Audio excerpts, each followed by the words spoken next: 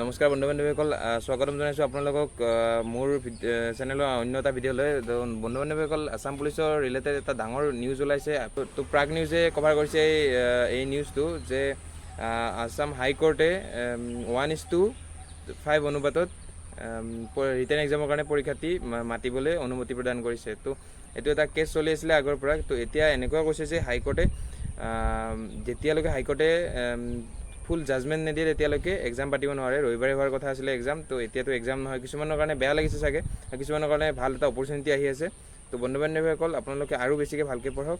এতিয়া আৰু এটা অপৰচুনিটি আহিছে, গতিকে অপৰচুনিটিটো ল'বৰ কাৰণে ট্ৰাই কৰক, যাতে যিবোৰে আগৰ পৰা পঢ়ি আছে সিহঁতে আৰু অলপ বেছিকৈ পঢ়িব লাগিব। যিবোৰে এতিয়া নতুনকৈ চান্স পালে, তো ইহঁতে আৰু বেছি গুৰুত্ব দি পঢ়িব লাগিব। 1:5 অনুপাত দিলে কাৰ নাই হোৱা চান্স আছে মোক ভিডিঅ'টোৰ তলত কমেণ্ট কৰি জনাব। আৰু কাৰ কিমান কাট অফ মাৰ্ক আছে ভিডিঅ'টো চোৱা মানুহখিনিৰ আপোনালোকে প্লিজ কমেণ্ট কৰি জনাব। তো এই খবৰটো পাই যদি আপোনালোকৰ ভাল লাগিছে তেন্তে ভিডিঅ'টো লাইক কৰিব, শ্বেয়াৰ কৰিব আপোনালোকৰ বন্ধু বান্ধৱীলৈ, আৰু কমেণ্ট কৰিব নাপাহৰিব। লগতে চেনেলটো ছাবস্ক্ৰাইব কৰি দিব। Thank U.